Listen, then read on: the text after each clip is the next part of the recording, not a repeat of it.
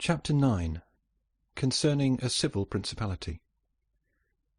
But coming to the other point, where a leading citizen becomes the prince of his country, not by wickedness or any intolerable violence, but by the favour of his fellow citizens, this may be called a civil principality. Nor is genius or fortune altogether necessary to attain to it, but rather a happy shrewdness. I say, then, that such a principality is obtained either by the favour of the people or by the favour of the nobles, because in all cities these two distinct parties are found. And from this it arises that the people do not wish to be ruled nor oppressed by the nobles, and the nobles wish to rule and oppress the people. And from these two opposite desires there arises in cities one of three results: either a principality, self-government, or anarchy. A principality is created either by the people or by the nobles, accordingly as one or other of them has the opportunity. For the nobles, seeing they cannot withstand the people, begin to cry up the reputation of one of themselves, and they make him a prince, so that under his shadow they can give vent to their ambitions. The people, finding they cannot resist the nobles, also cry up the reputation of one of themselves, and make him a prince so as to be defended by his authority. He who obtains sovereignty by the assistance of the nobles maintains himself with more difficulty than he who comes to it by the aid of the people, because the former finds himself with many around him who consider themselves his equals, and because of this he can neither rule nor manage them to his liking. But he who reaches sovereignty by popular favour finds himself alone, and has none around him, or few, who are not prepared to obey him. And besides this, one cannot, by fair dealing and without injury to others, satisfy the nobles, but you can satisfy the people. For their object is more righteous than that of the nobles, the latter wishing to oppress, while the former only desire not to be oppressed. It is to be added also that a prince can never secure himself against a hostile people, because of their being too many, whilst from the nobles he can secure himself, as they are few in number.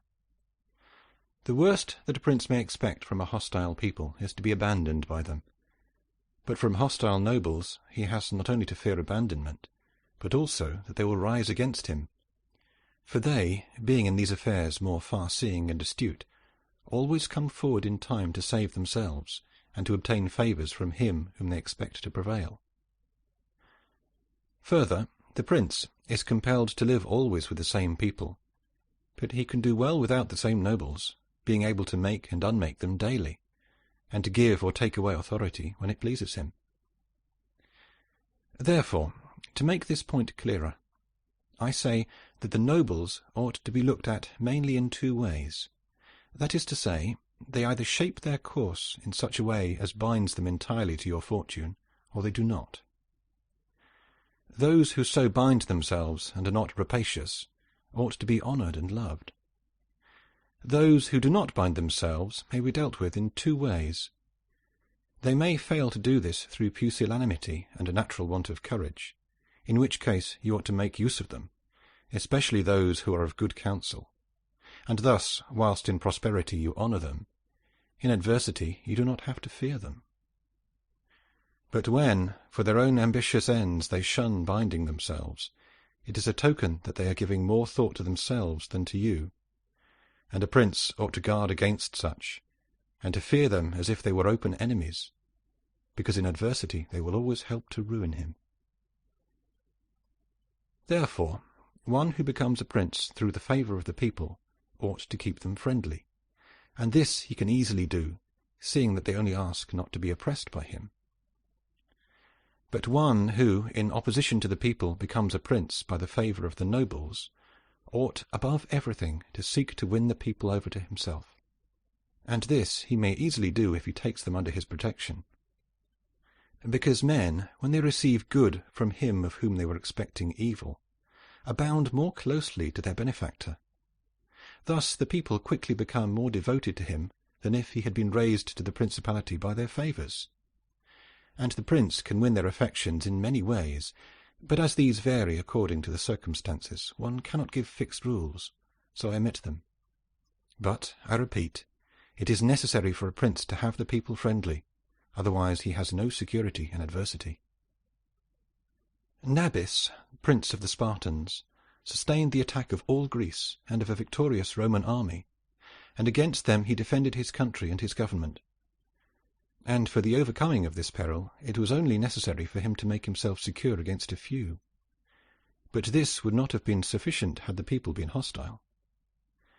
And do not let anyone impugn this statement with the trite proverb that he who builds on the people builds on mud, for this is true when a private citizen makes a foundation there and persuades himself that the people will free him when he is oppressed by his enemies or by the magistrates, wherein he would find himself very often deceived, as happened to the Gracchi in Rome and to Messer Giorgio Scali in Florence.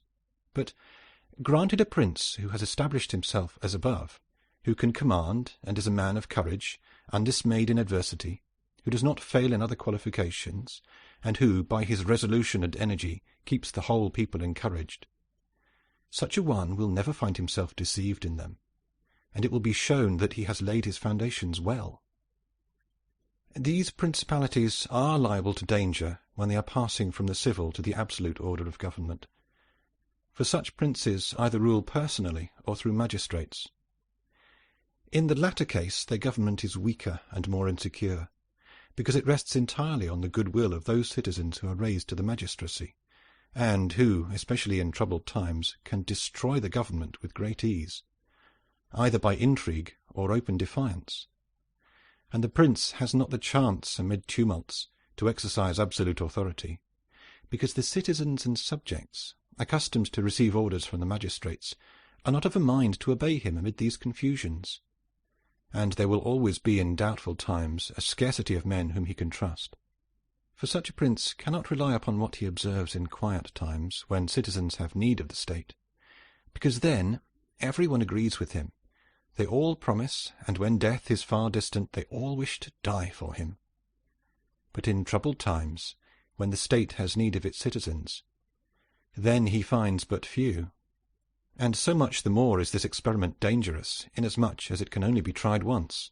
Therefore, a wise prince ought to adopt such a course that his citizens will always, in every sort and kind of circumstance, have need of the state and of him, and then he will always find them faithful.